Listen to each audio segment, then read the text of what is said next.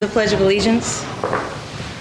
I pledge allegiance to the flag of the United States of America and to the republic for which it stands, one nation, under God, indivisible, with liberty and justice for all.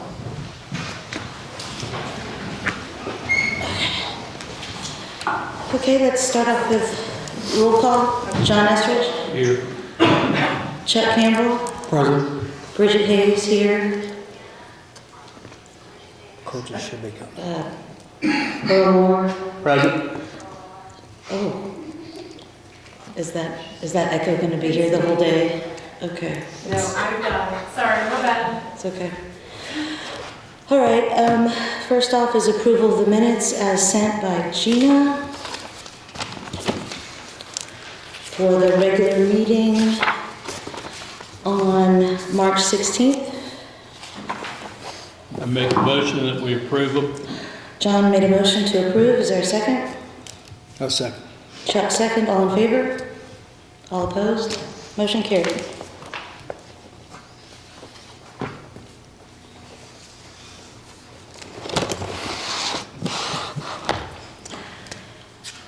Next is approval of the claims. So the total of the claims is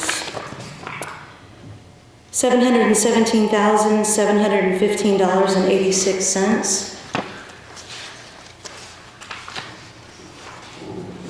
I did want to mention, I think I'd sent you an email about the CDs that I had renewed at a higher interest rate. So $270,000 of that is those sale and repurchase of those CDs. There were 4 different funds. I renewed through FCM Bank for an annual percentage yield of 4.67 for 1-year CDs.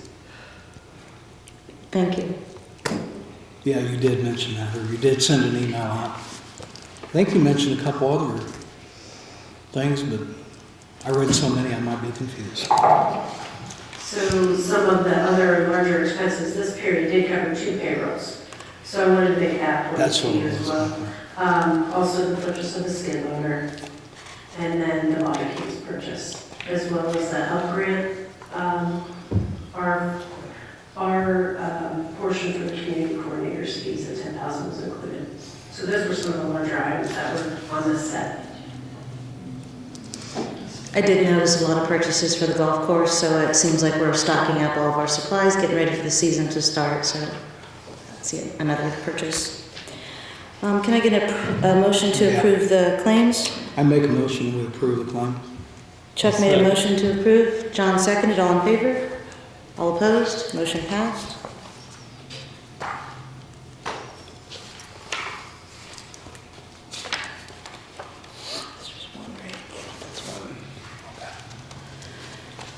Next, we have the payroll ending March 17th, 2023 for $43,809.94 with $500.24 overtime.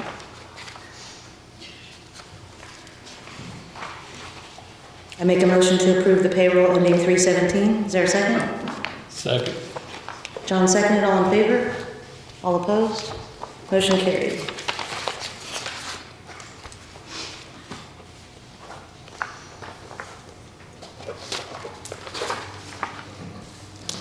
Payroll ending 3/31/23. It's a total of $45,085.06 with overtime of $307.84. I move that we approve the payroll ending 3/31/23. Second. Chuck seconded. All in favor? All opposed? Motion passed.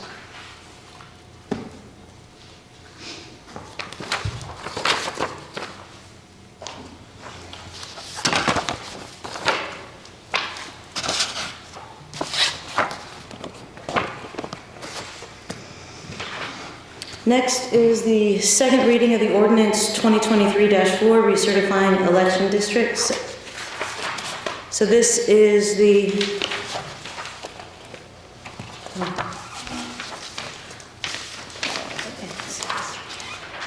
I just printed that one page out. Can I see your? Oh, sorry. I thought you printed both of them. Sorry. I apologize. No. Sorry, thank you. Sorry. This is the ordinance, that's right, I guess I don't need this. So this is the ordinance that's just recertifying our election districts. We had the first reading 2 weeks ago, and this is the districts that were drawn in 2012 when the St. Mary's annexation was added. We passed this at the last meeting, so I move that we approve, make a motion to approve this ordinance at the second reading. A second. John seconded, all in favor? All opposed, motion passed. So we'll just put 4, okay, 4 and 0.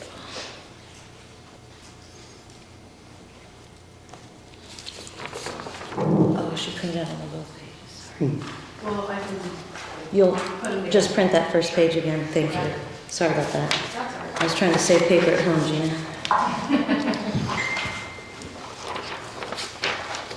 Oh, you have the first page, I'd have the second page, I'm sorry. Yeah.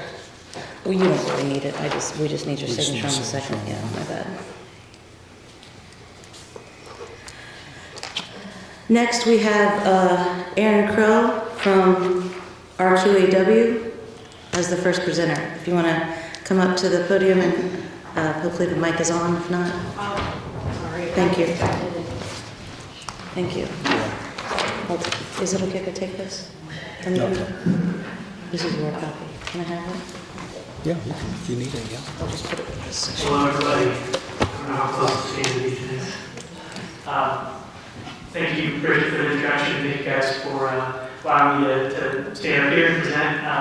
Just a brief introduction. Aaron Crow with RQAW. RQAW stands for Reed, Queeby, Allison, and Wilcox for our founders. That question I would get asked as a random bit of trivia. Our firm is a multidisciplinary firm, so architects and engineers, road department, bridge department, environmental survey, architects, like I said, in the municipal space. And then, of course, my department is our water wastewater department. So we specialize in drinking water, wastewater, and stormwater as well. Often those three are combined. So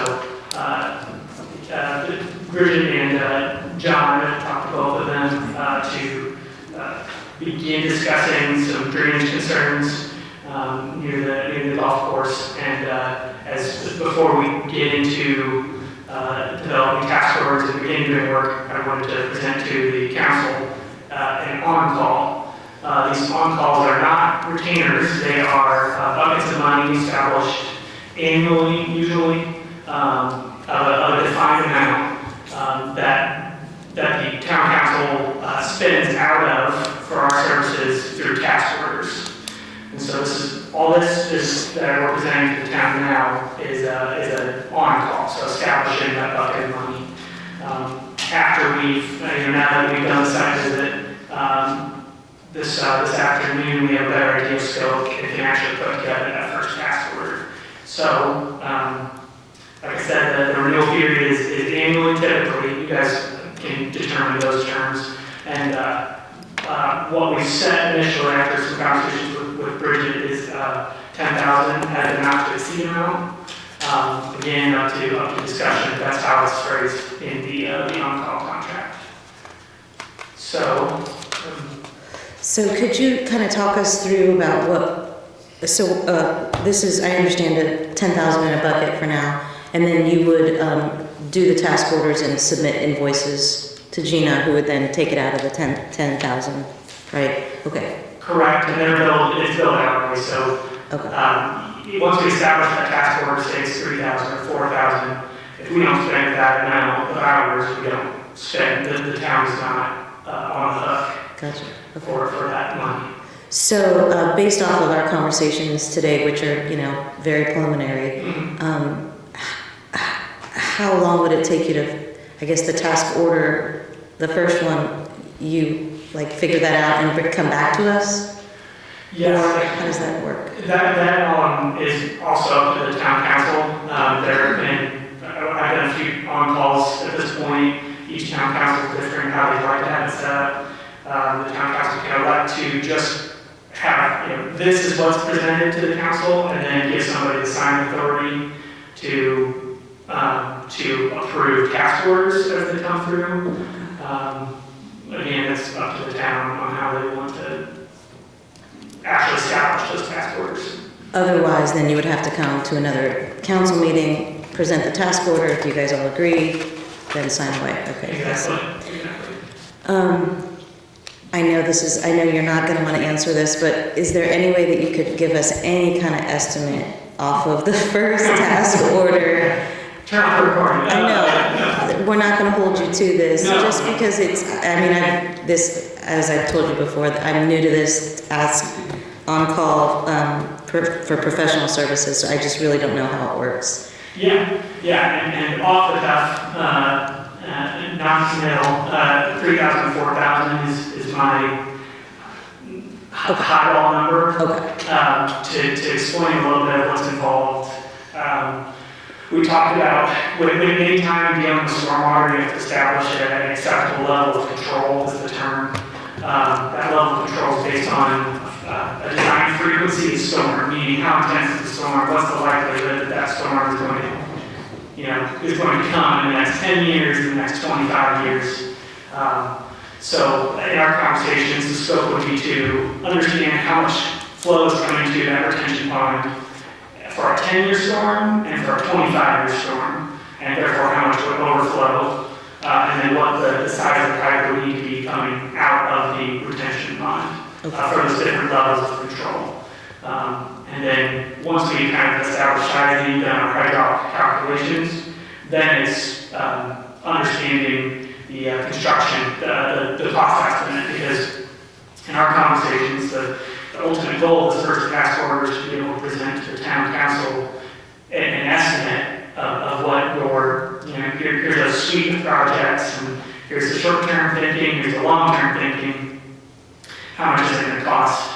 And that's going to enable the town council to have a game plan is this something that can be handled with local monies? Is this something that we need to approach OPRA for, SRF, any number of financing agencies?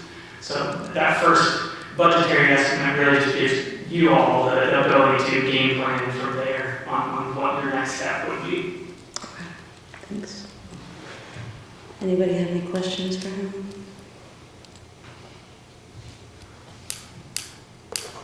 No, I don't, myself.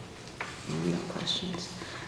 So do we want to talk about how we want to handle the task orders? We should probably decide that. Well, I'm sorry, I guess first we should decide if we want to engage this on-call for professional services.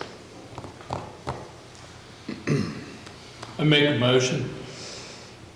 John makes a motion to approve the on-call for up to $10,000 for our QAW. Is there a second? Yeah, I'll second. Chuck seconds. All in favor? All opposed? Did you, in favor? Okay.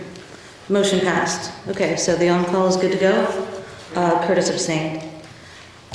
So then we need to talk about the task order. Do we want him to come back and present that, or do we want to assign someone else to approve it once he figures it out? I don't think we should have to make him come back every time, because that's money in itself. Okay. Oh, it is? Or you gotta, It's time I would charge it, right? it's still a I get it. It's still a Right. You could zoom in. I'm sorry, did you say something? that's where he is out of. Oh. Where am I at? Fishes. Curtis, do you have any input? No. Chuck? Nothing from me, no, sounds good. Okay. Well, do you want to make a motion that somebody approves the task order once he figures it out? You want somebody on the board to be that person, or you want Gina, or? I've seen go both ways, town council president or clerk treasurer, really. Gina, do you have any input? Okay. I think Jean would be all right. She does it with other things. Okay. So, Gina, are you okay with that? It's fine. Okay. I'll second that. Okay, John made a motion for Gina to sign the task orders and Earl seconded. All in favor? All opposed? Motion passed. Yes, Curtis voted. Thank you. Sorry, my notes is not. It's okay. Thank you. Thank you, Aaron. We look forward to working with you. Yeah, thank you guys for the time, and would I be able to ask for a signed copy of the, Can I scan it to you? Oh, yeah. Okay. yeah, I'll perfect. just email it to you tomorrow morning if that's fine. Sounds good. All right, thank you. Thank you. Okay, next are the monthly reports.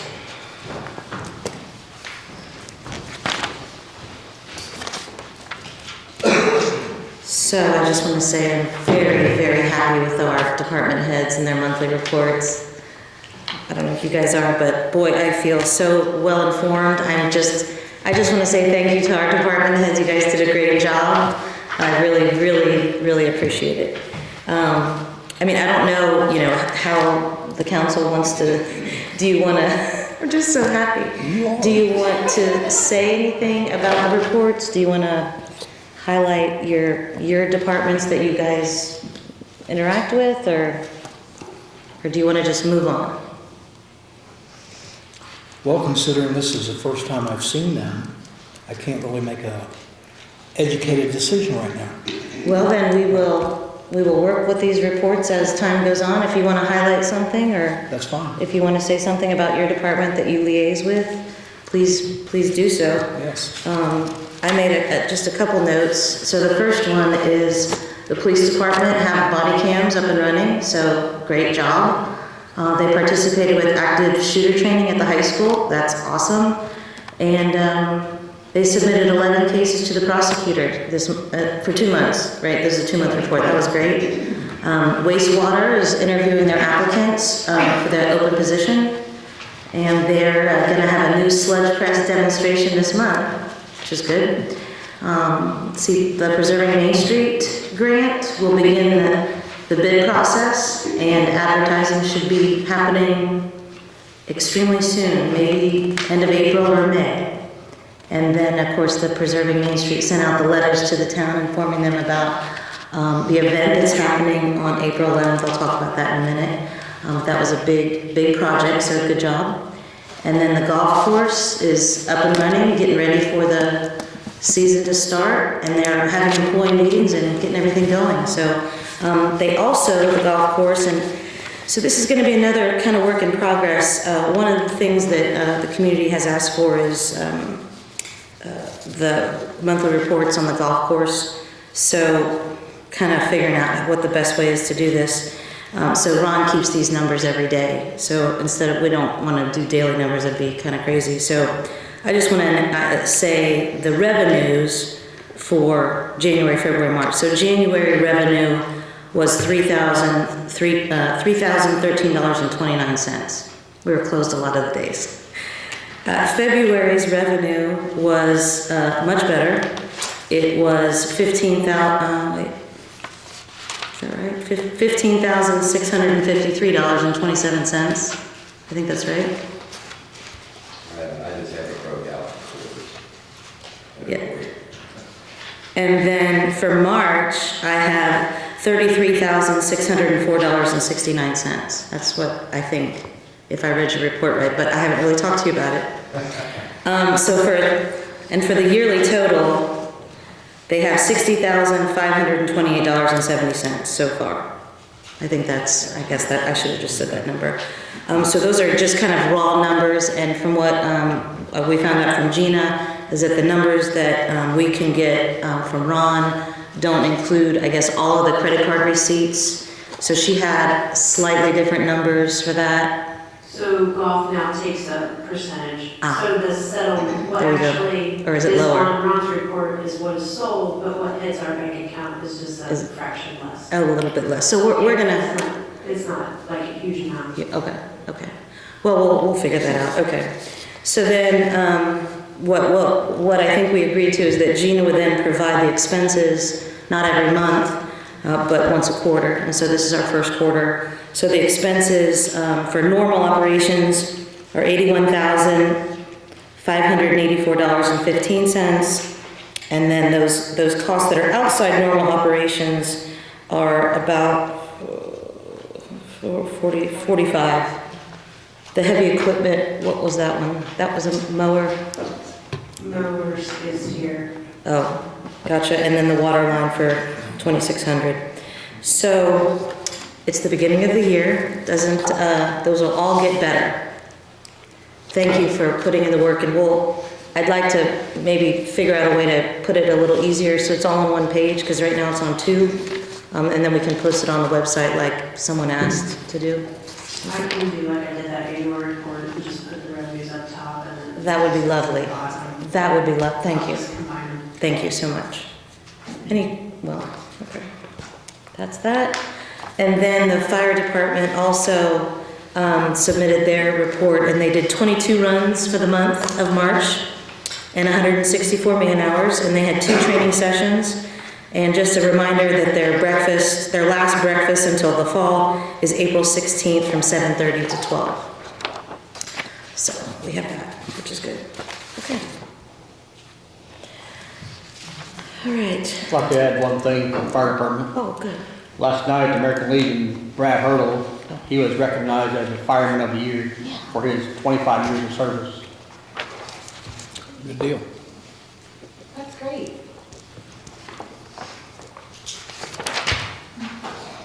Thank you. Forgot about that one. Next is the April 11th Historic District meeting. So we've had a lot of questions about this event and I guess this letter. So if anybody has any questions, you guys can kind of get up now and do it. But I just wanted to kind of start off with this meeting on the April 11th is something that the Main Street and has been doing these historic preservation, basically like educational sessions. This is going to be the 5th one that they've had in the last, since last September, so that's less than 12 months. And this is the 2nd one they've had at 3rd Place. They've had some of them at Valley House as well. And this one's going to be April 11th at 6 p.m. at 3rd Place. And so this is just yet another iteration of their commitment to educate the community about historic preservation. And it just kind of coincided with the council itself asking for a public meeting to really talk about the guidelines so that more people understand what's in the guidelines and what isn't. And so it kind of came together. So this event actually isn't sponsored by the town of Brookville. It is sponsored, or not sponsored, my bad. There's no cost. Hosted by Main Street Brookville, and the Historic Preservation Commission are also going to be there as well to be able to go over the guidelines, answer any questions. So it's just going to be an educational thing. Does anybody have any questions about that?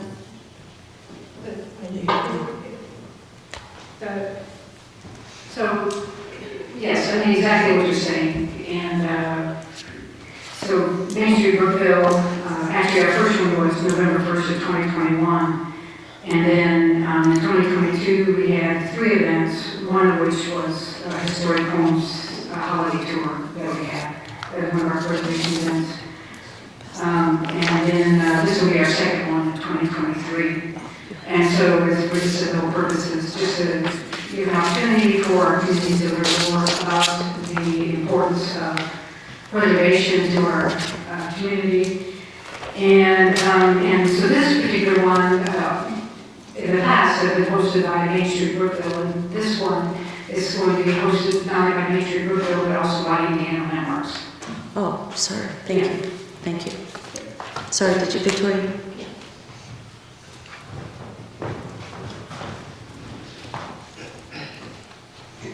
I guess one question I have about this is, why are we building this historic ground for the majority of Brookville? Because it almost encompasses all of the town of Brookville. Instead of letting these houses that want to participate in this just sign up with the historical registry.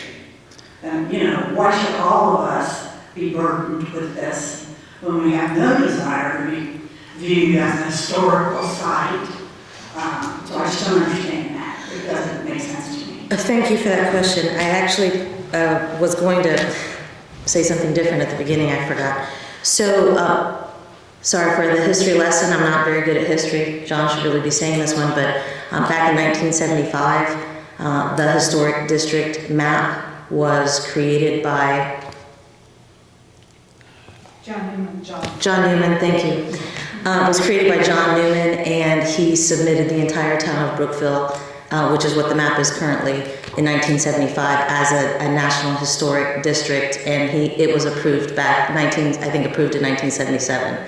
So that actually was the map that was used. And so when we got the Preserving Main Street grant, one of the suggestions from people was to recertify that map, and because we are basically coming into a huge influx of money to preserve Main Street, and so it would be better if we got that map, because it had been, 50 years old, 40, recertified.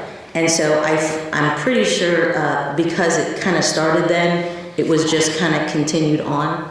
And if Curtis wants to add anything more, that's at least what I know, so that's kind of where the map came from, just for the record. That's accurate. That's good, okay. John, do you want to? No? Okay. Well, I don't really think that answered my question, but my question was, why are we going this route? Why is this town going this route? Instead of just letting people who are interested sign their houses up with the historical registry. I mean, why are we making the whole town of Brookville a supposed historic district when it's really not? And the majority of people don't want their homes to be included in this, because we lose say-so. We are losing say-so over what we can do to our own homes, and that's not a very democratic thing to take that away from the people. And I don't understand why this was just arbitrarily decided with a handful of people, 5 or 6 people, when this is something we've had plenty of time to put this on a ballot and let everyone vote for it instead of just letting this committee decide. I just hate to see this council taking steps backward to going to where we're not making decisions as the taxpayers here. These decisions are being made for us. Well, I do disagree with that statement. You definitely, the residents of the town have a say. That's what voting is all about. But the way that our government in our country decides things is you vote for your representative, which is the 5 of us, and we are supposed to represent the people. And so in that respect, you do have a vote, because government would shut down if every decision that had to be made had to be a survey sent out to all the residents. This is just expedient to vote for your representative, and then the council then decides what they think is best for the town. And at the time last year, that's what the council thought. So what I would like, if I can, ask you to come to this meeting on April 11th, and please become educated on what historic preservation does for a community before you, because I have heard from many people, as I'm sure many people on this board have heard from people in the town that do not want to be controlled, don't want their property rights to be taken away. I completely understand that. I personally, my assessment of historic preservation is not to prevent you from doing whatever you want to your property, as long as, it's obviously you're a reasonable person, you're gonna improve your property so it looks better, right? I think my little idea is that these guidelines help prevent people from doing extremely different and putting things into a community that don't belong. If you go into the valley and drive around, all the houses pretty much belong. They all kind of look pretty similar. So I'm sure you don't want like a 5-story high-rise apartment building next to your house, right? These guidelines would help prevent that. And so in my own personal opinion is that these help to prevent people from doing things in the community that make the community look worse. It's not the major point, I don't think, is to control people and say you can't this and you can't that. It's really just to prevent just people from doing outlandish things that make everybody upset because it's ugly or it's not, it doesn't belong in the neighborhood. That's my opinion, but the historic, the Indiana landmark people do this for a living. I'm just learning this. They will be able to answer your questions, and I think they will be able to put your mind at ease that this is a very good thing for Brookville.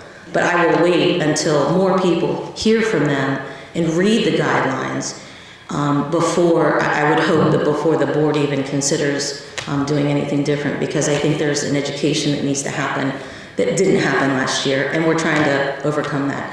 And this is just one event, and I gauging on what happens at that, hopefully we'll have another one, because it's hard to catch people, from work and everything. So there's just a lot of education that we have to do, in my opinion, before I want to even consider changing anything, because I personally think it's a great idea.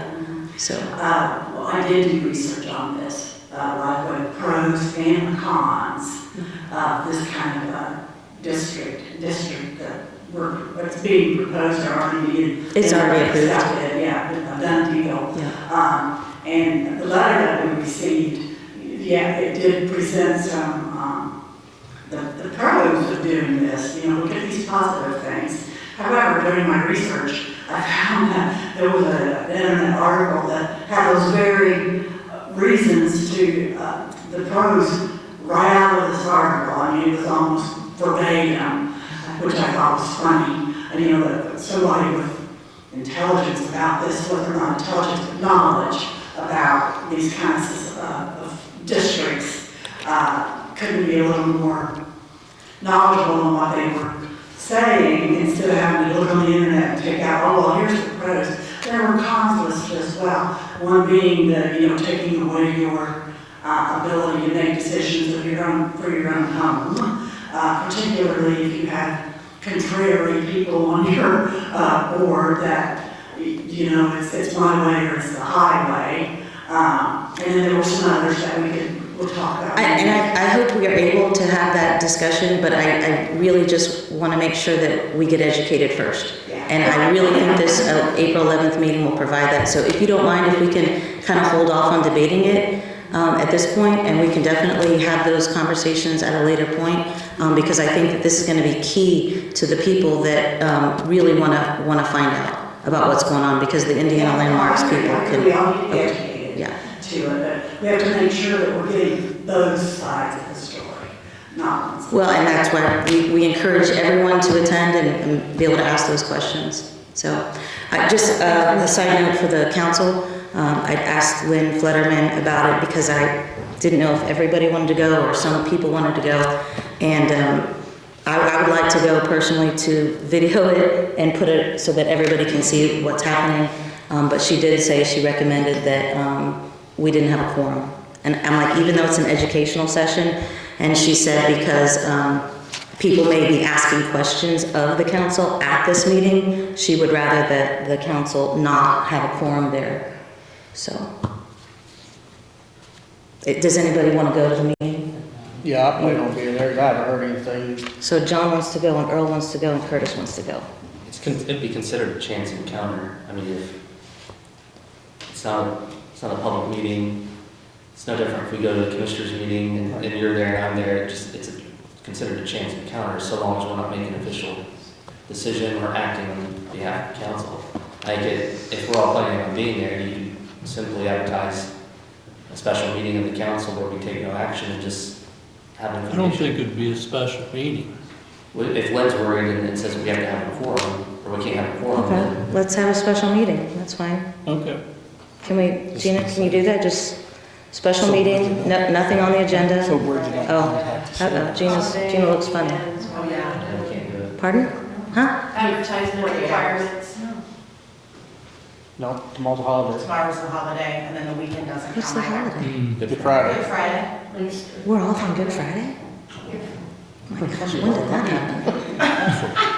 happen? So if I may address the council, and I appreciate your creativity, this event is a Main Street preservation event. It's informational.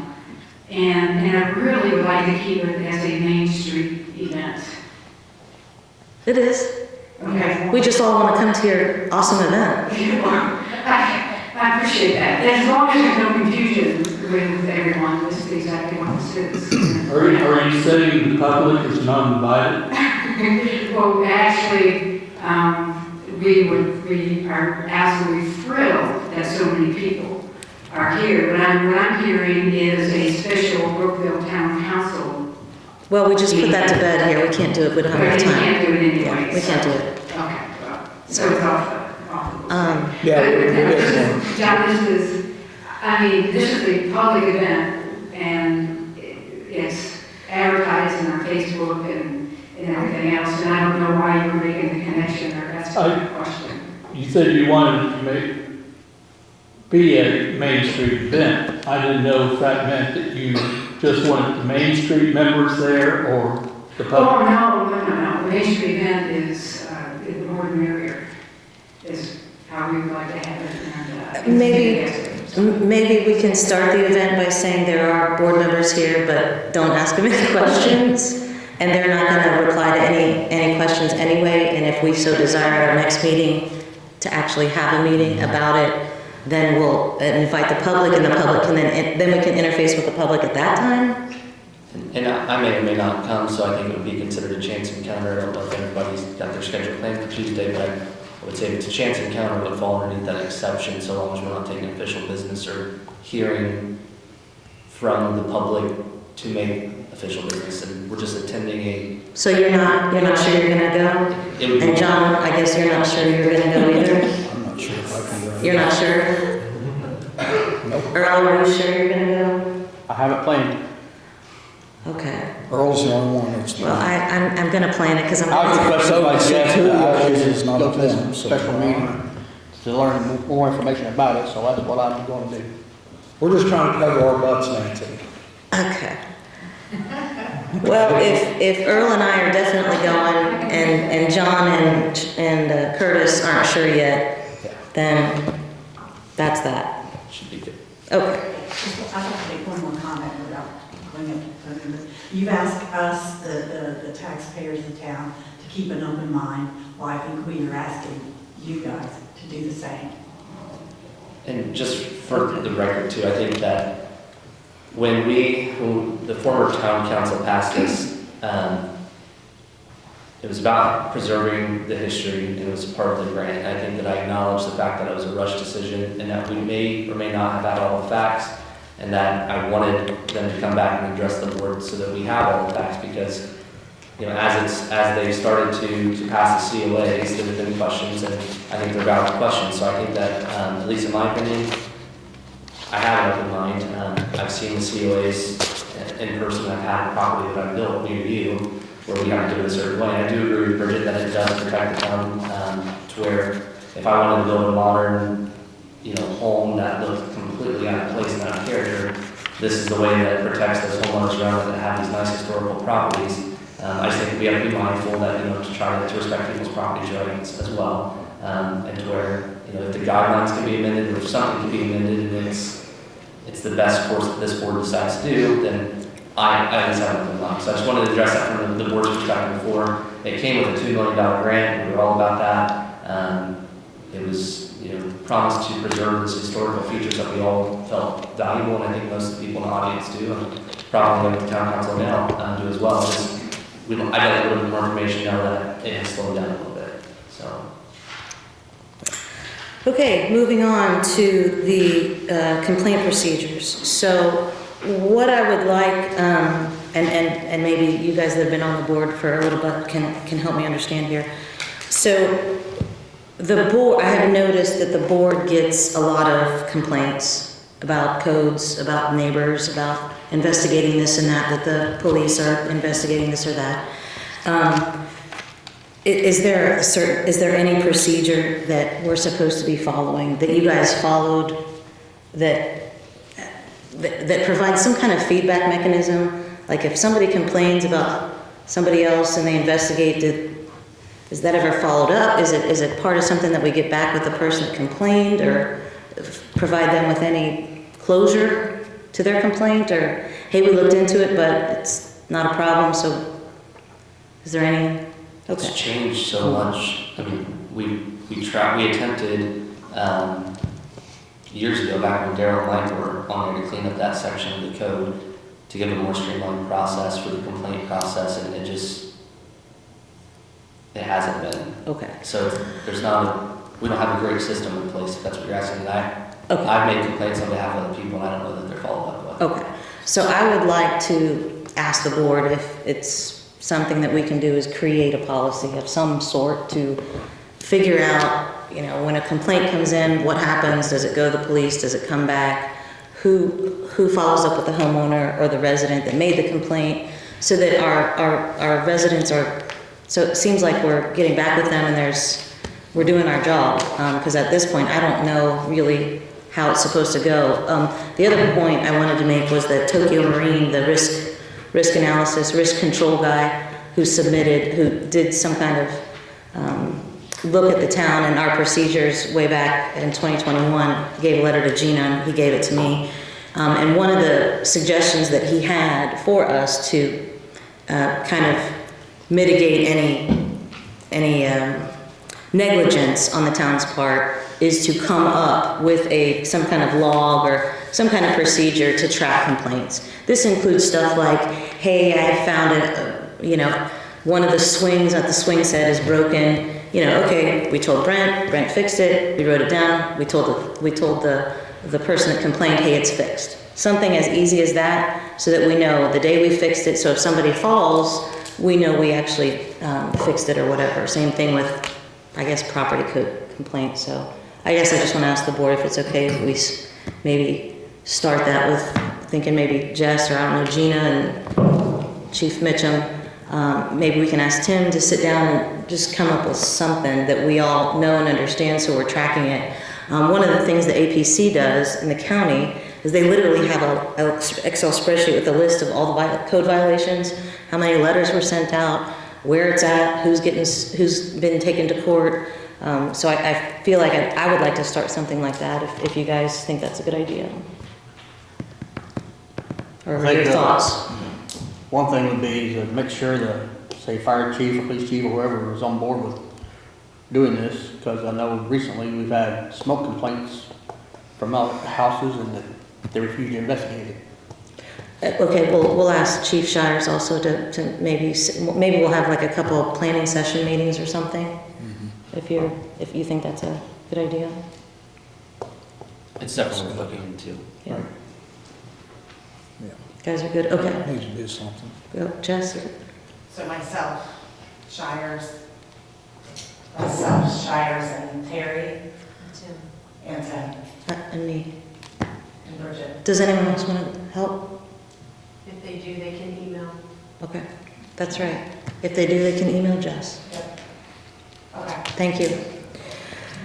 Next is the Main Street Brookville Oak Grant Support Letter. So this letter I wanted to share with the board. I personally wrote this letter as the president, but it's a personal letter from me to help Main Street. The reason why it's a letter from me is because we were under a very tight constraint for time to submit for Main Street to submit their application. It's called the Taking Care of Main Street Operating Support Grant, and I wanted to make sure you guys all had a copy. I tried to make sure it was a personal letter, not a letter from the town board. Obviously in the future, it would be better if we knew about these grants with more time in advance so the whole board could see it. But just a little bit about this grant is we should be finding out on April 13th if they received the grant, and they submitted a project for $22,000, but it's a 50-50 grant, so they might get up to $11,000. And this is for website maintenance, for a new computer for them, and for contribution to the Franklin County web connectivity on it's called What's Up 24/7, which is supposed to be some kind of software that shares a community calendar between all different kinds of entities, between the town, the county, Main Street, the chamber. I don't know. It's a project that they're working on. So this is just to make sure you guys knew about that letter. So. Okay. Next is the Schilling Center Memorandum of Understanding. So this is the MOU that, as the last board gave the Schilling Center management over to the fire department, Gina said we should come up with an memorandum of understanding to make sure that we knew what the fire department was doing versus what the town was doing. So this is a 3-page agreement. It just talks about the term of, this is the first year we're doing this. So the term is just 1 year. We're going to see how the fire department manages it, whether they want to do it, whether we want them to continue doing it next year. This is no rent's going to be paid, and the fees will be decided by the town board. So the fees are included in here.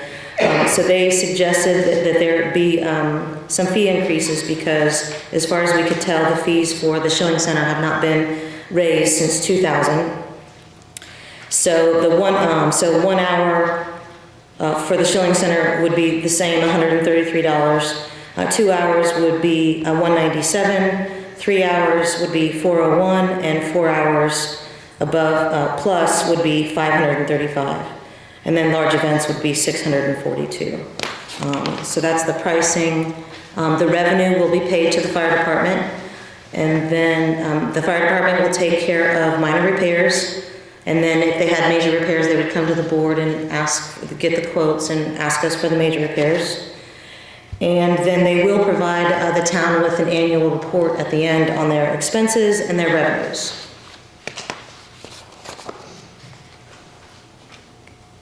Gina, do you have anything to add? No, I think you covered it.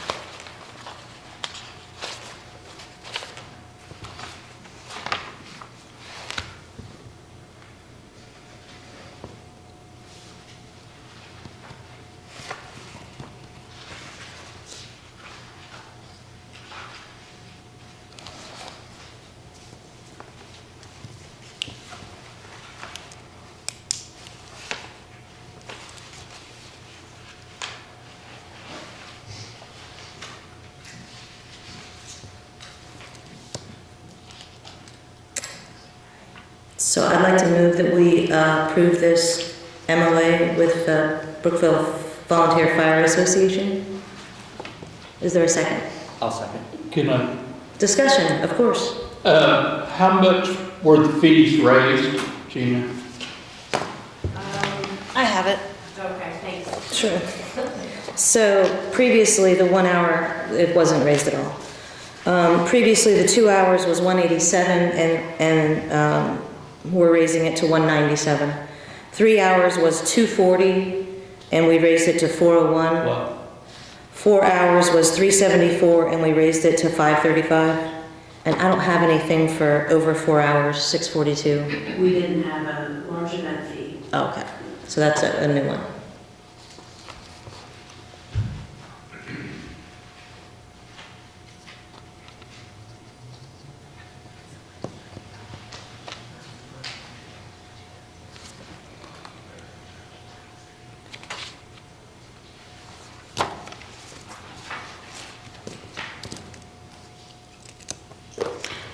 Is there any more discussion?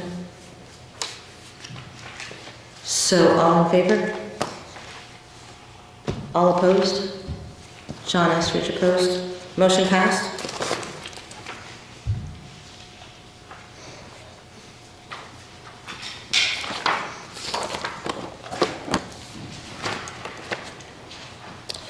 Next is Cintas contract. So Cintas contract is usually a 36-month contract, which I'm not particularly crazy about. I would like to take some time to kind of rethink of what our departments are wearing. Particularly, I think the street department, the water department should be wearing some type of high-vis. So I'd like to kind of revisit what we're using. I don't think our uniforms have been changed in quite some time. So I'd kind of like to investigate further and maybe negotiate with Cintas to do maybe just a year contract instead of even 24 and 36 months. And maybe research some other, I don't know how you guys feel about that. You kind of see what they wear now, it's like the white with the pinstripe and name tag. I mean, I'm not sure if you guys are crazy about that, or if you do think they should be wearing high-vis t-shirts or whatnot. Sometimes I think we could probably get away a little bit cheaper if we purchase those t-shirts and have a logo put on them, replace as needed. I know a lot of the employees are crazy about the pants that they wear. Some of them don't fit them correctly. Others are completely satisfied. So I didn't know your thoughts. Do you guys have any opinions as to what our employees should be and what departments? So who uses this? Street, Street, water, sewer. not police? No, Okay, they have their uniform. okay. What about those high-vis vests? That's You know that- ideal, but they're loose fitting sometimes, so Okay, in my opinion, and in speaking with some of the departments, it might be just better to have the high-vis t-shirt. I agree. Or that they would wear all the time, then, all day long. Okay. Can It's you, what they think. can you look into the option for the cost savings and what it would be just to purchase outright? And then also talk to the department heads and see if their guys would prefer to take home versus, and purchase maybe with a clothing allowance on the annual budget, and if it's cheaper and they're happier, I think it's worth looking into before we sign a I've contract. tried to have this conversation a little bit, or it's a mix. Well, the department head needs to make a decision. Okay. The department head needs to make a decision for their department and let you know. Now, hopefully, they don't make conflicting decisions, since there's only two. Right. They might not have time because they're doing this mostly. So, is there a motion? I'd like to motion to table the Cintas Virginia to do some more research. Is there a second? Second. All in favor? All opposed?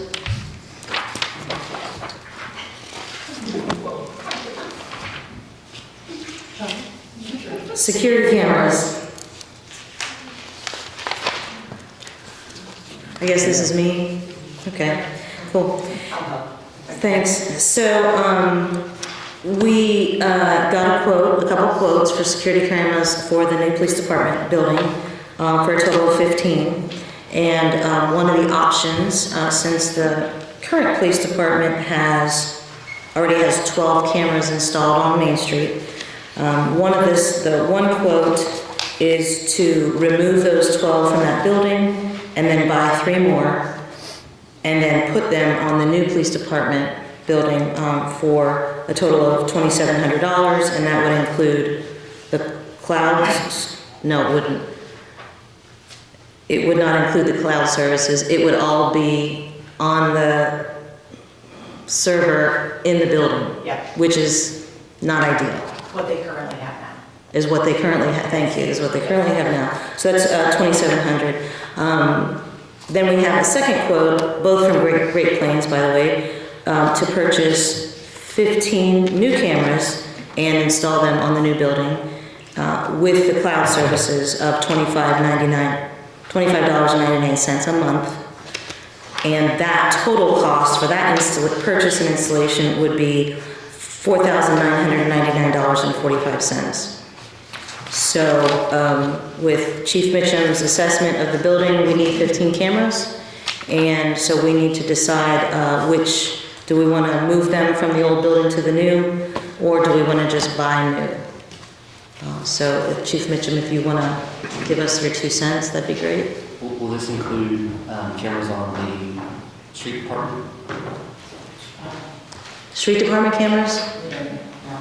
Street department, No. not on the street department, or not on their building. Well, It's totally on the police department, but it will show the outer perimeter. It will pick that building up on the front, not their side or back, so there will be hidden. But Do we need cameras? if you guys go with the 15 new ones, go with the cloud, obviously we have 12 that's on the building, so we would take those, in my opinion, put those on around the street department, so forth, have them have their server there. So then now we're covered that would be my ideal proposal. I don't care if we take the 12 and buy 3 new ones and put that in there, the way we have it now. But I just think if we go with a little bit better technology that's out there for $4,000, I believe it was 2,000 something for the other 3. Because I don't have that quote in front of me. So my recommendation would be to move forward with 15 new ones.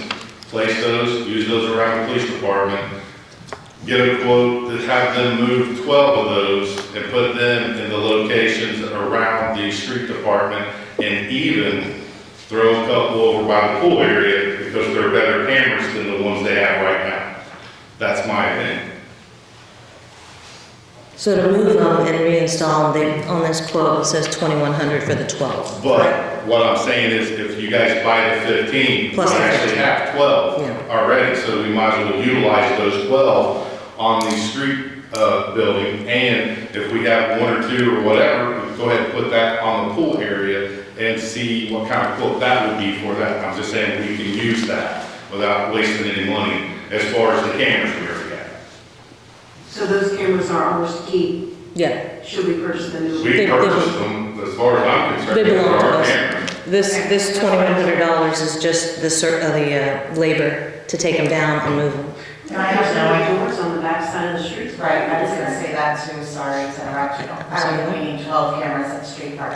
He's saying. No, I don't think he's saying that. A handful, but use them in different areas.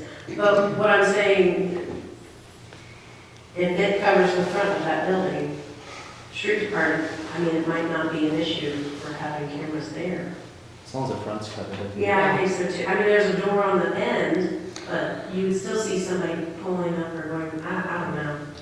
I'm just saying that we have 12 cameras, and I talked with Brent the other day, where people are coming into where there are wood chips and stuff are, and they're dumping there, and he has a camera and stuff up there.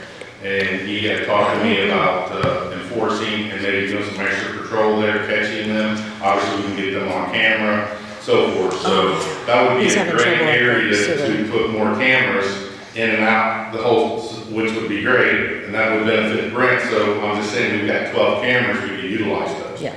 I don't disagree. We can set the server up with the ones we hook up down there at the sewer plant, because they've already got a server there. And then if we put them on the street department, we put our server in there, and then ours would be cloud-based, so it's a win-win. Would you want to keep any on the building on Main for the parking lot or the front, I mean, for police? I mean, you guys have used that, there was a truck that was stolen in Ohio that you guys caught on the front security camera. I will tell you that I would want camera on every intersection. It would be awesome, because I'm gonna tell you right now, that is the best tool to get, especially when you're investigating. When someone comes in, does something at night, they leave in a car, you can get those cameras, if you got it on there, and you can pick up a car or a plate, awesome. So, yeah, I would take as many cameras as you get. I see benefit to leaving some of the ones on the building. You know, we're having a cat box issue behind the police department. You've got a municipal lot that, you know, people do safe, they're supposed to do safe exchanges there for online marketplace. You've got the front facing one, so I would think we would want to. I just think if we got cameras, let's protect the town's property and get it covered. Pool, street department, police department, fire department, sewer, golf, the whole nine yards, put cameras around. I would like to make a suggestion that if we could ask you to talk with Brent and Tim and figure out where they possibly might want these 12. Sure. And then come back and say, hey, out of these 12, we think keep 2 there, 5 over here, 5 over there. If you could come back with us, and then we can kind of table this one for now. And then if everybody agrees with that. And then I'd like. Is there going to be something there with the construction that will hinder, will they need the notification soon over those? I didn't ask that. What? So for the cameras, do they need anything for the building for placement, wires and so forth, I didn't ask that. For the They building don't permit? need, Yeah. sorry. They just need to know, which you already, are you talking about the Zimmer building? Yeah, They just need to know where you want to place them, and then they'll wire them, but they don't have to be put in place. Okay. Does that make sense? okay. Yeah, So- that's Ramsey, and, yeah, okay. So I'd like to make a motion that we go ahead and, there's really no place to sign, I don't know where I would sign this, but a motion to approve the 15 new cameras that are cloud-based for the new police department and town hall for $4,999.45 with a $25.99 monthly recurring charge.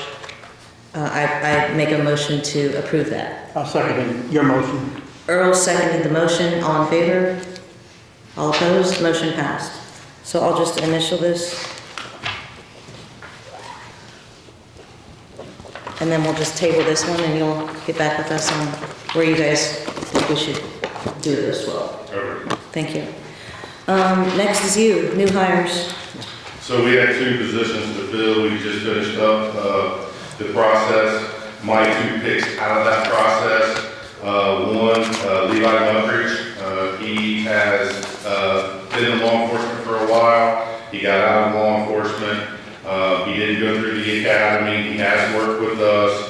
We've got the paper, shows a lot of his experience. And the other one is Danielle Brown. She is a Indiana law enforcement graduate, and she is currently working at Michigan City Police Department. She is moving down to Rushville. I believe she is already working on a house that they have purchased. She is interested in the job, so I think that she would be a good fit along with Levi Muckridge, and I'm asking the board for that approval. And I'm also going to request that Daniel Brown, with the experience and through the academy, that she be placed on the 2nd tier pay for a minimum of 2 to 3 months and not the full 6 months because of the experience that she already has. And it's hard to get someone with experience and start them at a lower pay when they're used to making a certain amount of pay. And so I would ask the board to consider that. It would be great.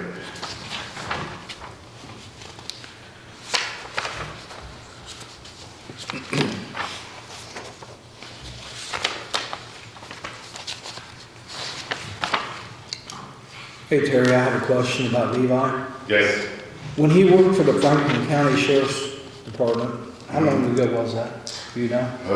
about 6 years ago. Okay. It's been a while. All right. Where does he live? He lives on the other side of Union County.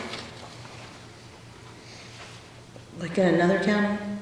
Union County. So Well, another, I'm sorry, so on the another, other side of Liberty. Liberty. So Liberty area? Yeah. Okay. He's worked with us as a reserve. I've worked with him as a sergeant. I've been on the road with calls with him. Good guy. Represents himself well, talks well. I think he would be a great fit. He knows everyone, so and he knows our system. So it's just an easy transition for him. So I finally found it on the salary ordinance. Can you talk one more time about, and Gina, I don't have the tier thing. I just have the salary ordinance. This is, Tier's an old thing from our old ordinance, so I think you're Oh. talking about the probationary period itself, the 6 months. Any new hires is a 6-month probationary period at that lower rate of pay. that $18.63 per hour. I don't have it, I don't have it. I do. What's tier 2? So then, right, I don't, and then end of the 6-month probation period, If she's already got academy training, it would be this rate. it would be $20.90. She's already trained, so that would be this rate. That's without academy. She's already right. So would she be on, well, isn't she still on a 6-month probation, or you're saying she doesn't get on a 6-month probation? What does a 6-month probation mean? Well, I think how I take that with 6-month probation is at the end of 6 months, that her pay would go up to the full pay. Okay, that's all I'm that asking that be cut in half and put her start to $20 and not make her go through the full 6 months. You're saying 2 months instead of the 6 months is what I thought I heard you say. Yes, He wants to do the probationary period 2 months instead of that full 6 months. I thought you just said that she's authorized, It's already. already authorized the $20.91. She's completed the task. Correct, he's talking about to full pay. What's He, full he just wants to do the $20.91 for 2 months instead of 6 months. I'm sorry, No, thank it's you. okay. Thank you. After 6 months, I'm sorry, everyone. So the probationary period would be $20.91, and after 6 months, she would go to $25.65 per hour. yes. Correct, yes. that's So what you I'm just saying. want 2 months instead of,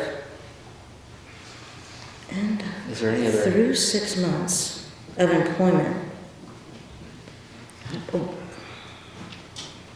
So as an academy graduate, she would be entitled to $20 or something per hour? Is that correct? Yeah. Okay.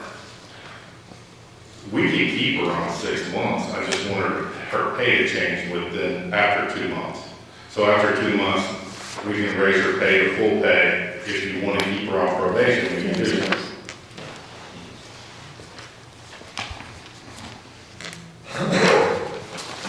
It's kind of like when you talk with other officers and they're coming from different agencies and so forth, and you get their price and what they're living and family stuff, it's hard for them to take a 4, 5, 8 hour hit for a long periods of time, and I understand that, but I'm also asking for the experience of, we don't have to send her to that academy, so for the 6 months, we can keep her on probation for 6 months. I would just like to have her pay change after 2 months of employment to full pay. I can't remember, what is the cost of the academy again to attend? You're looking somewhere around $30,000 to get an officer, uniform wise, get them to the academy and so forth. So It's also gonna cost us to get the 2 officers outfitted. So Yeah, you're the academy looking, only is, how much is the academy only? I, Because we're gonna have to outfit I them. think- Anyway, either way, we're gonna have to outfit them. I was just wondering, with the officer that has the academy training, how much is that gonna save the town? With well, that, you're looking at, we're gonna have to, buy all her equipment, the vest, uniforms, belts. We've already got tasers and the weapons portion of that, so I would say you're roughly, just to be on the high side, wouldn't go higher than that. I would say 5,000 or less, depending on how much the prices of the vest are. They could fluctuate, I don't know, it could anywhere between $2,000 to $3,000, or it could be 18 to whatever. so I'm not being clear. The academy itself, if you, like when Levi goes, what does the academy training cost? I don't know that unless I look at it, because if I tell you something wrong, I don't want to lie to it. So I would have to go back to the paperwork and look at that. Okay. It's fair. I don't think it's that. Well, I'm talking about, so the advantage of her already having her academy training in is quite lucrative for us. Yeah, Correct. just because she's already coming in with all the training. Yeah. So it's not gonna cost us anything with that. The only thing it's gonna cost us is the outfit with the uniform. Well, that's what I'm saying. So- Yeah. So then what is this part of the salary ordinance for if we're not gonna follow it? I mean, if this says date of hire through end of the 120-day probationary period without the academy is $18 something. Then it says end of the 120-day probationary period through 6 months of employment with the academy. I mean, I don't understand why this doesn't fall into that. I mean, I don't understand. I mean, if it's in the salary He does ordinance. fall into that, he Okay. just wants to cut it to 2 months instead of 6 months. So what other implications, so if we reduce the 6-month probationary period, does the police department have SOPs regarding that 6-month probationary period, or we? It's the same thing, in reference to what we're talking about. The only thing I'm asking, doesn't have to change the 6 months. The 6 months can stay in place.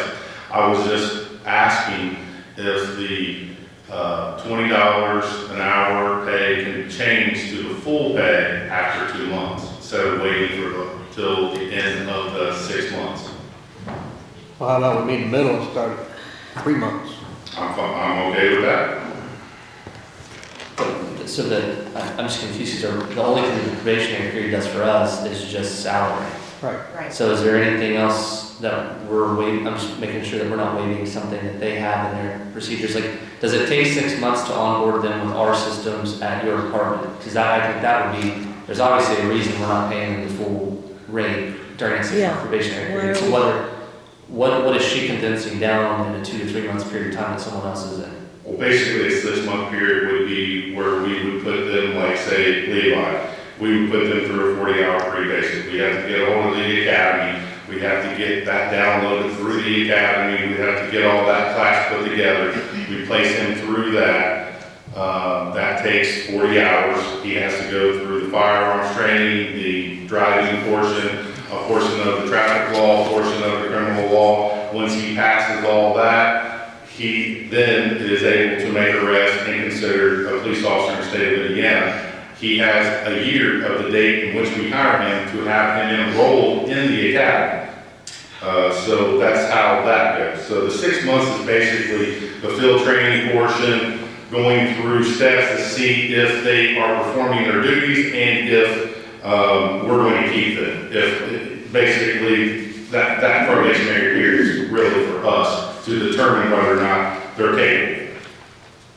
And so if we would want to let them go within that 6 months, I can, without any disciplinary hearing or so forth, if that makes sense. I think that's what I'm getting at. Like, are we reducing that period for a new officer that on paper sounds good, but. The probationary period is fine, but I think the pay rate is based on however you guys want to do that. I think that's just a scale of how we just kind of put it out there. But the probationary period for 6 months can stay. It doesn't matter. You just want the pay increase? Yeah, I just would like to see her get, since she's already got through the academy, I already know the steps that I do not have to go with her. I know she's capable. I know she can do the job. I just would like to see someone that's already had that experience come into our town, that they don't have to have that pay decrease for that period of time when she shouldn't have to. So should we amend our salary ordinance? So, yeah, it seems like you don't want to, it seems like you might be asking for a salary ordinance change, because, this is clearly fits this person exactly. Right. Anybody, any officer, 6-year officer, completed the academy, would come in and get the $20.91 according to our salary ordinance. That's exactly why that section is there for those people that have been through the academy. I don't think this officer is any different. She falls directly into this. So either we're gonna follow this, or I would recommend that either we follow this as is, because it clearly fits, or we change it.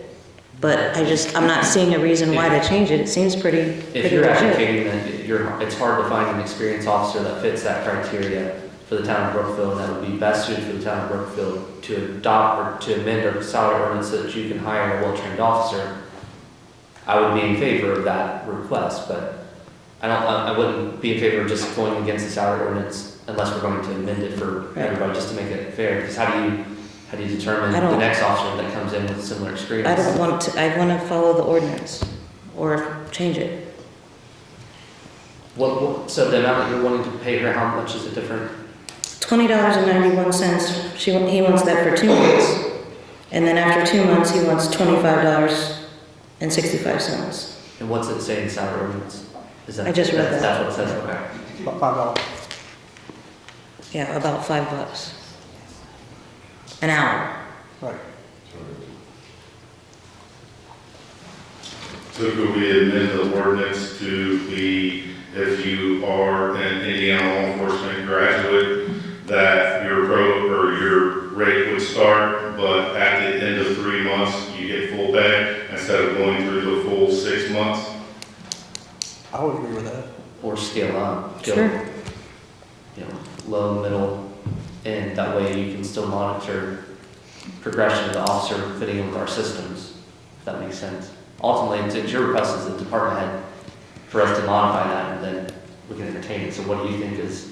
I'm just asking to modify if they are a graduate, with experience and they come in, that they start, if it's at the $20, that at the end of the 3 month period, that they would go to full pay. I think that's legit. I like that. Earl, I agree. you guys? I'm all right with that. Okay, so what do I do here? What do we need to do to make the amendment? I make a motion to amend the salary ordinance to reflect Terry's request of a abbreviated period of 3 months versus 6 months for the experienced officer. We just need to advertise that Oh, in order to change that via ordinance. is there a second? Second. All in favor? All opposed? Now I'd like to make a motion to hire both officers. Can I amend that motion? Yes. Since we don't have an ordinance in effect, if he's doing a hire, I would amend Earl's motion to hire Officer Brown with our future ordinance change. Is there a second? A second. Chuck seconds, all in favor? All opposed? Daniel Brown is hired. Do we want to talk about, Did you say both officers? Yes, both officers. okay, but that doesn't affect me. Yeah, don't affect this. Much, okay. All right, both officers, sorry. Motion passed for both officers. So Now, you're, the probation period, is it still 6 months? It doesn't matter to, I don't think it matters to any of us. The only That's your deal, the implications probation. we have in the probationary period is the pay for our salary. well, he has rules about probate, whether you're on probation or not. He has police That's what I'm rules. saying, yeah. Yeah, we're not amending that. We're not changing anything with that. That's, You're just amending the salary portion with the experience. right. Right. It's up to you for probation. Right. Do you want me to do anything with these? Just nothing? Okay, I put a check. Just put approved and the same. Good.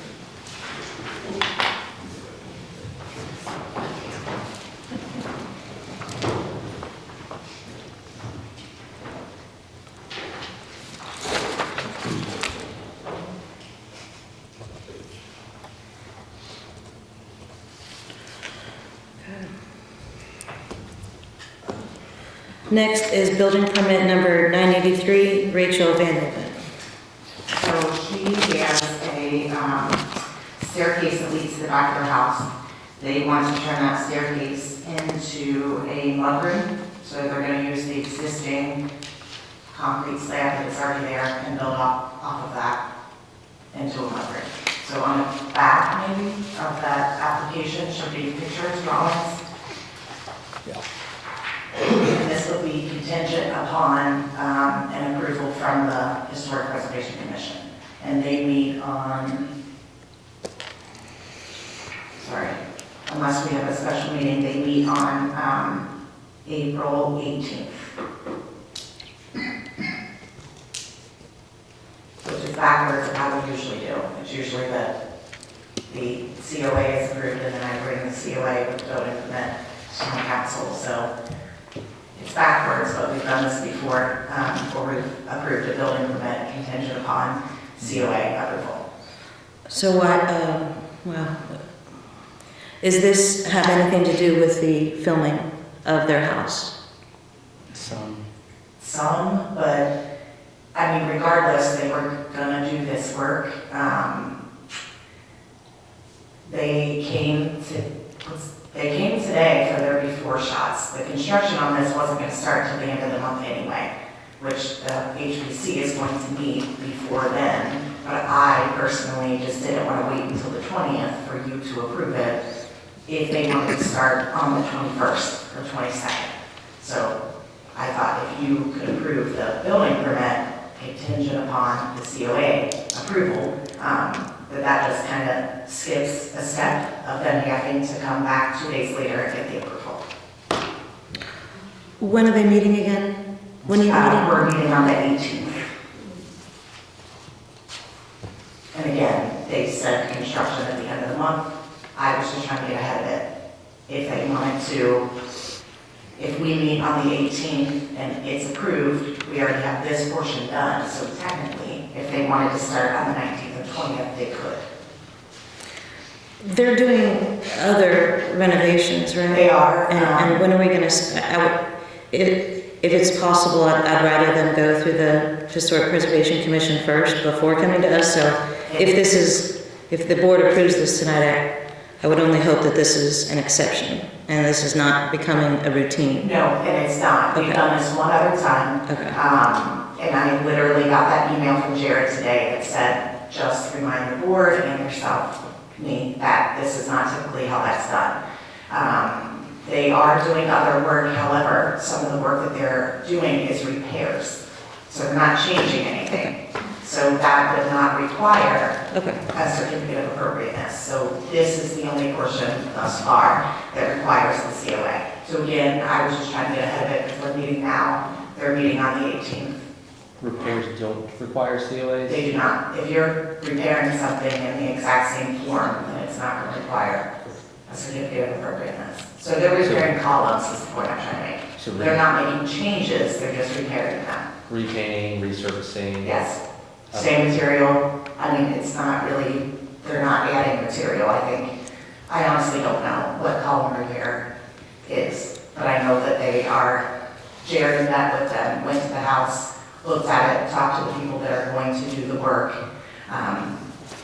It doesn't require an application for a COA because it's not changing the structure, color. They're just doing repairs on existing. So if they change color, they have to go to get a COA? I honestly don't know. I think so. I would say yes. I'm Yes. pretty sure, yeah. Yes. I mean, I read that. That's what I thought too. That's what I was asking. Yeah. But if she's painting it white and it is white, then I'm still nothing. doing this. Certain colors too. Just a I minor know. offense. It doesn't let us change the color. Okay. Okay. Okay, any more questions? No, nothing from me. I would like to make a motion to approve based off of, I don't want, let's see. Just like this.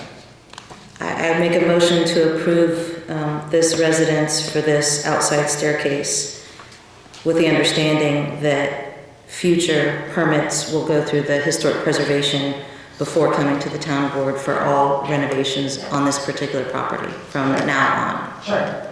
And again, Is there a second? thank you. Second. All in favor? All opposed? Motion passed. So I just issued, I put a signature line on that for you. Did you see it? And then just write contingent on the Yeah. COA. Is it on yours, Bridget? a little X's. No, I did a whole approval signature addition at the bottom for you. It might not be. Maybe I just. From April 18th meeting. Okay. Okay. I put issued contingent on COA from April 18th meeting. Yes. Thank you. Next is BTC basket donation request.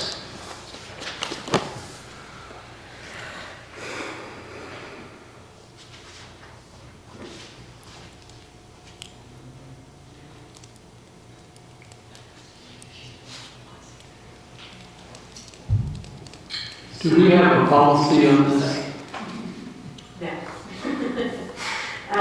So Shannon Cole, she's the basket raffle committee chair for Brookville Elementary, and the letter she submitted to town council, they are asking for donations of green fees. They would like a cart rental to the Brookville Golf Club, and then 5 daily passes to the aquatic center to use as prizes.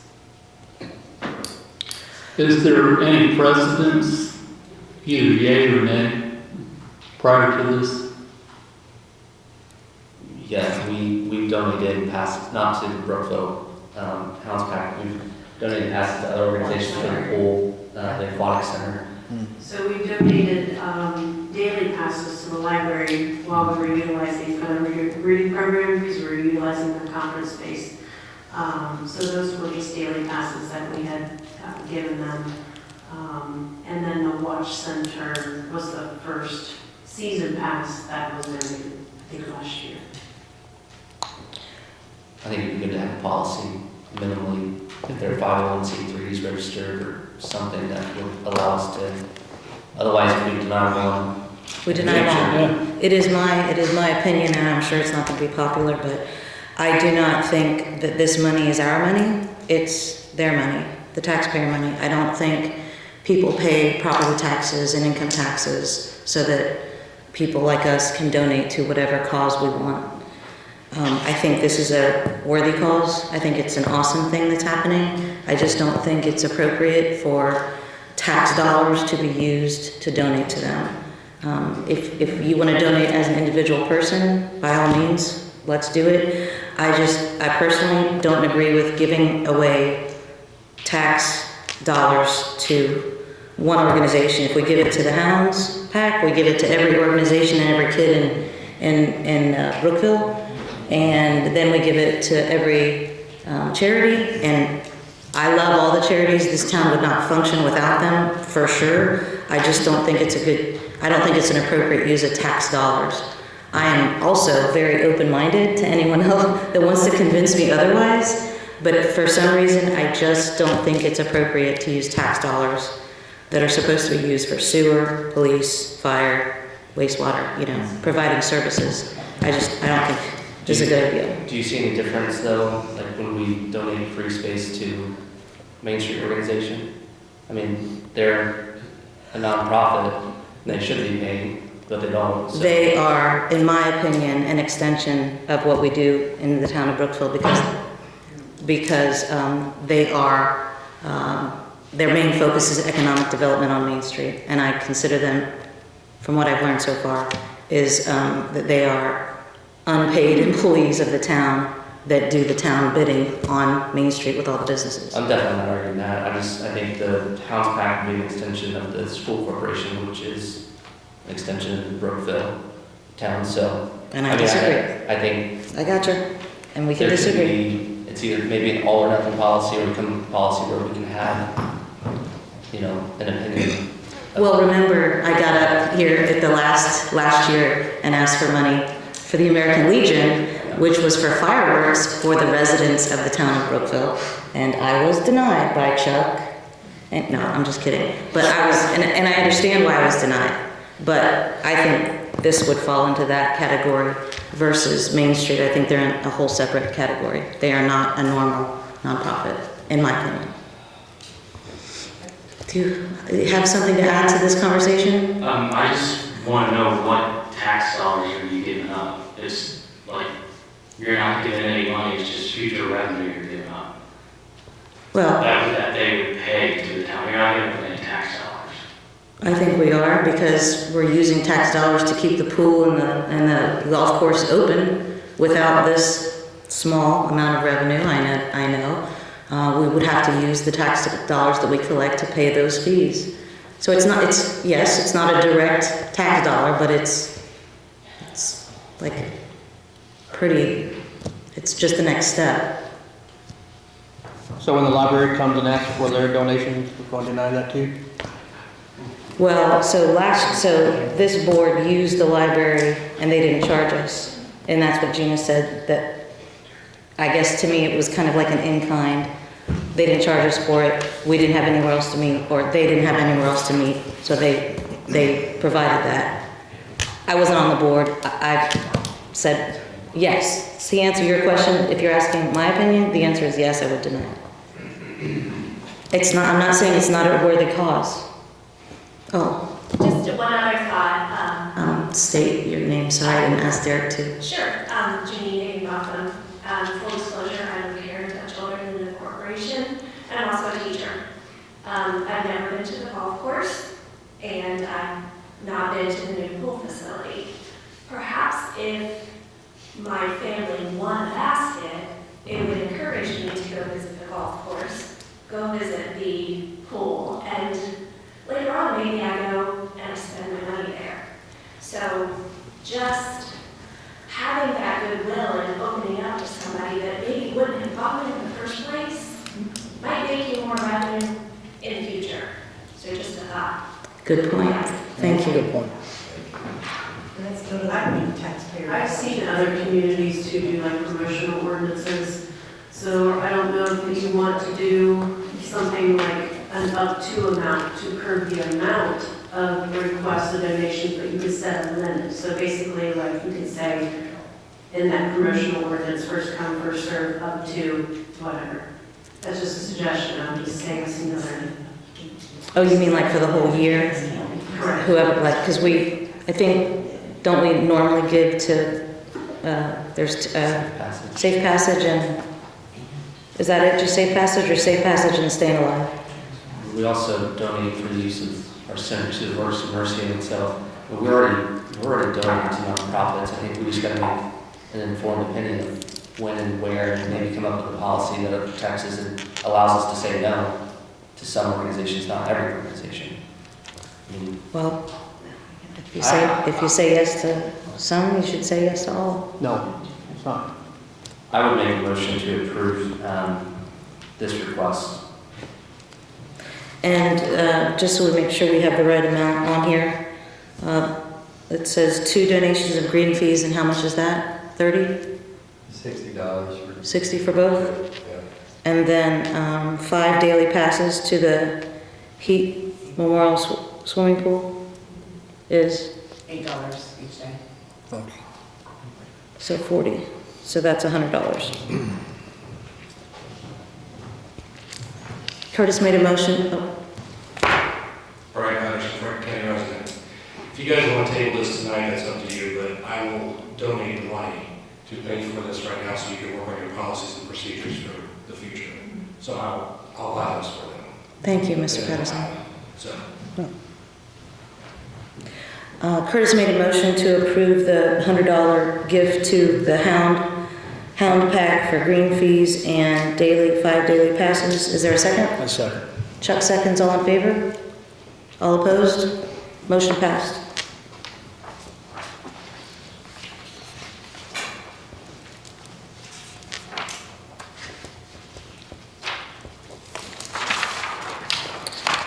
Next is the KSC street collection request. This is for the 7th and 8th of July, and then the backup dates are the 14th and 15th of July.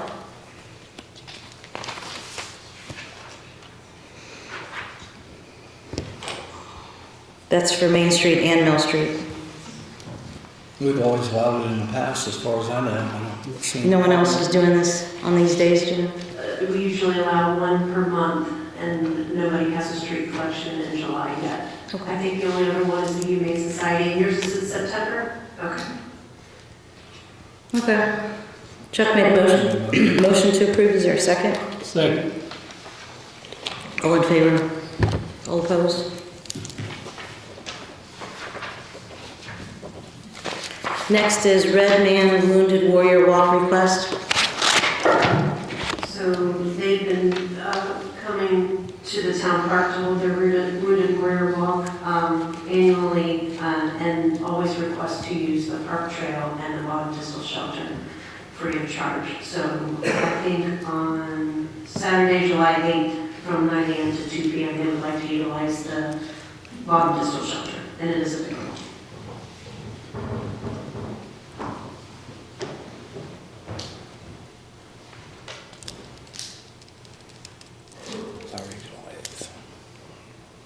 Make a motion to approve. Is there a second? Yeah. Curtis, second. All in favor? All opposed? Okay. Anybody have anything? Oh, I do have some announcements. Does any council member have anything?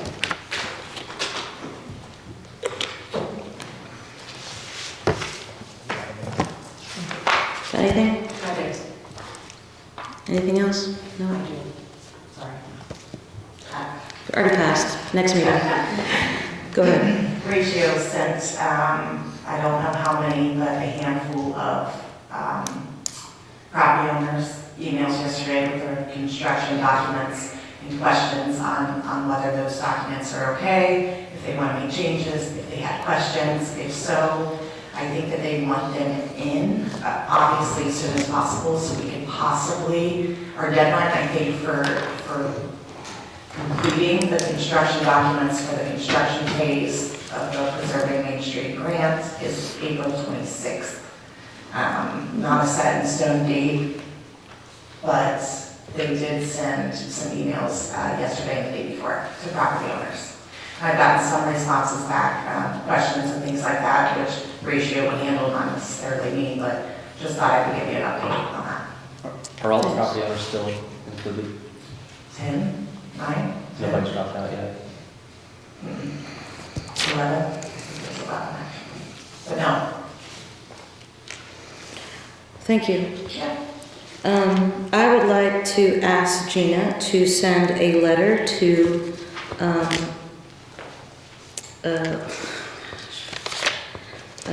the Whitetail Acres as a thank you. So Whitetail Acres donated $2,500. Sorry, that's going to be like $1,400 worth of trees to the golf course, and I just want to make sure that we thank them for that. If that's okay with everybody. Next is, so the survey that the board approved last meeting. So today, right before this meeting, I finally got addresses of all the property owners on Reservoir Road. So we're gonna, hopefully she can help me figure out how to print those on labels easily, so I'm not handwriting or typing in however many addresses those are.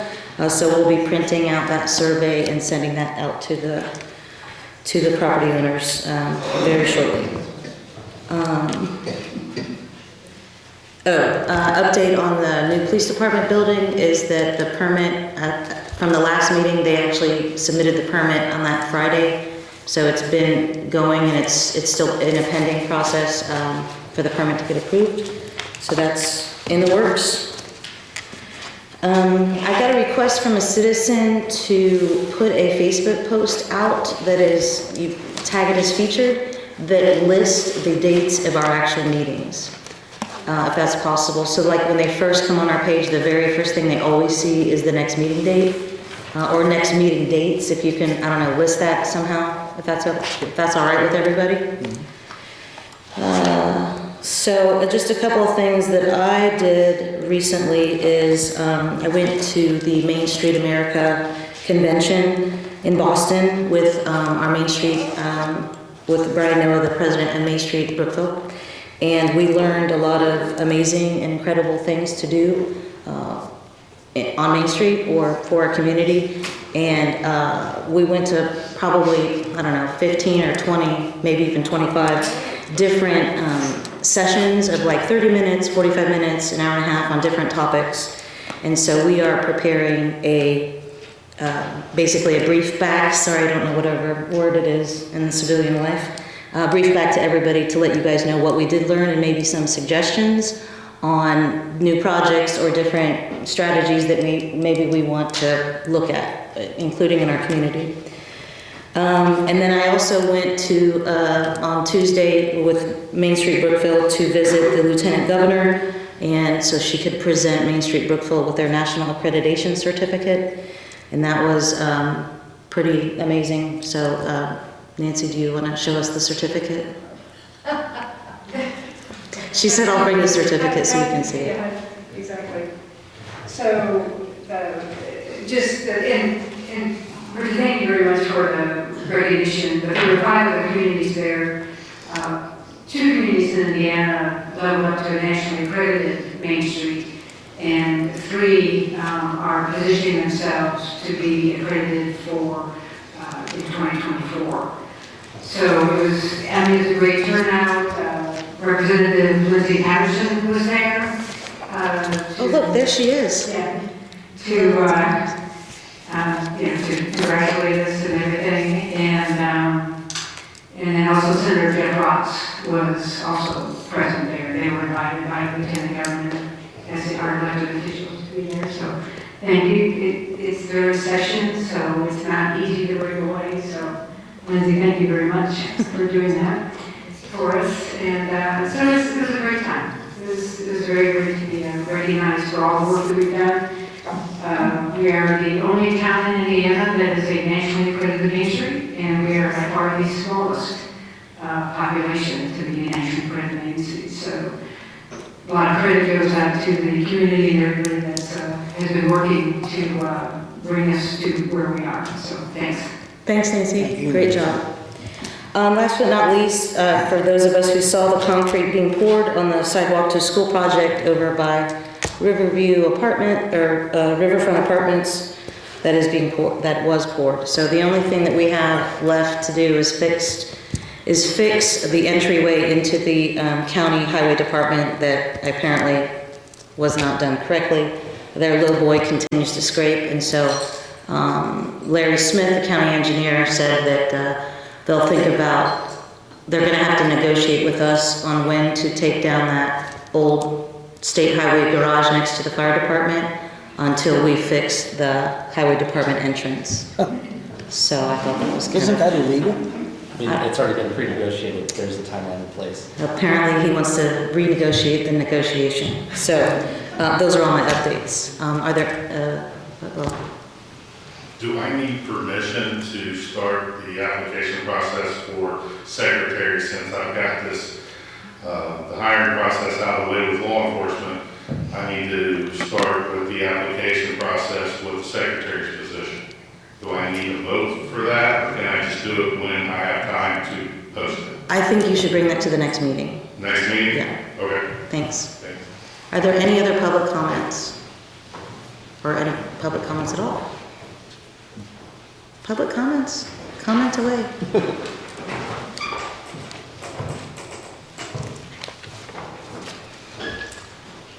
I'm Eva Howard with the Humane Society.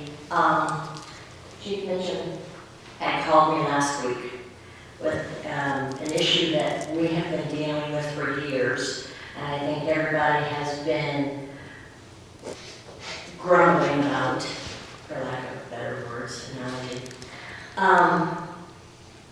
about the community cats in the area, the uncontrolled community cats in the area. We are pretty excited. I have here copies that I'd like to pass out to each one of you.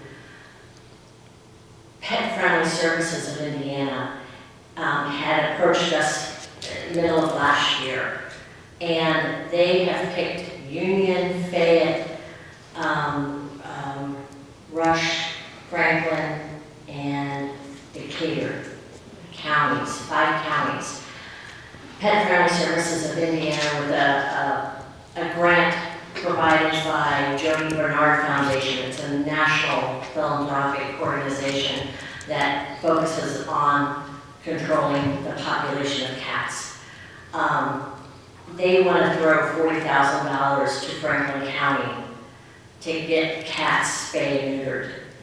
I don't know if anybody is on our Facebook page, but and Main Street and other areas, other businesses have been in front of saying, I need a building to spay and neuter cats in Franklin County. I have a mobile vet clinic coming to Franklin County May the 1st that will spay and neuter cats. They can be owned cats, they can be TNR cats. And to control this issue, the correction of the problem is not coming in, collecting them, and putting them someplace else to make them somebody else's problem. That doesn't control the issue.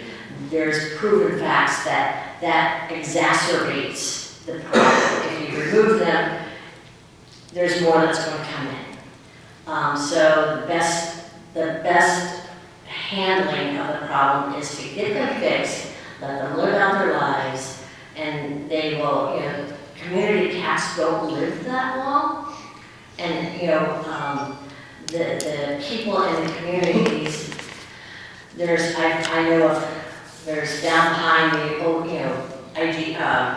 Rosenberger's Market, there's behind IGA, there's down at the apartments along the river, are my main target areas. The Humane Society goes once a month to Dayton Humane Society in Dayton, where at $15 a head, I can get cats fixed. This Pet Friendly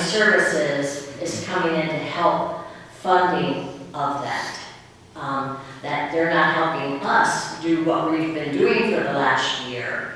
But it's for the community members to start utilizing, because there's not been a wide access for veterinarian care to get these community cats under control, because as we all know, cats reproduce like rats. So, it's not Easter for cats, it's Easter for bunnies, let them go. And we just need to address the cats. Is there something that you want us to decide on, or? Well, I think Chief Mitchum was talking about there's been some complaints from the community cats. And, we get complaints all the time. Well, you have to address this. I'm going to report you to, and it's like, report us. We report to no one. We're doing the best we can as volunteers. Okay, thank you. So, there are knowledgeable, educated people, more so than what I am, to come again, and if you want further information, I'd be happy to bring them out. Okay, thank you. I'll pass this out. Okay, thank you. Anything else, any other public comments? Thank you. So with the cats is what we talked about. I think I asked everyone that was involved in the process and feeding of the cats to get in touch with. I believe you said that you were going to try to get in touch with some of these people that were feeding the cats and so forth, that we could get a time together and have a round table so we could discuss that. I guess one of the complaints in the community is that people are going back behind Rosenberg's and the police department, and they're placing all these cat houses up, and trash is accumulating, and people are noticing it, and they're complaining about that. So I guess I don't want to hurt the cats, but I want to fix the problem, because I'm kind of caught in the middle with cats, and then we've got the trash. We've got all these houses that are stacked everywhere. I've got at least 4 different people coming there every day feeding all these cats. I know some of my officers could go out to their car, we'd have 2 cats sitting on the hood of the car. I've seen where I picked up multiple cats that were kittens that were ran over on the road. And I get these complaints, and I want to be, I'm kind of caught between a hard spot here with taking care of the cats and the housing thing. So I think you hit the nail on the head. I think you're on the right track by having a roundtable. I think that a lot of things can be flushed out with those people concerned. So thank you for that. I appreciate it. They are not Humane Society members. The Humane Society is not asking people to go there. These are community members that just have done this since Rosenberg's closed down. Sure. They've taken it over. Well, hopefully you can sit on the round table also and help us come up with a solution for it. So thank you so much. No worries. Okay. I'll entertain a motion to adjourn. Curtis made a motion to adjourn. Is there a second? Second. Chuck second. All in favor? All opposed? Meeting adjourned.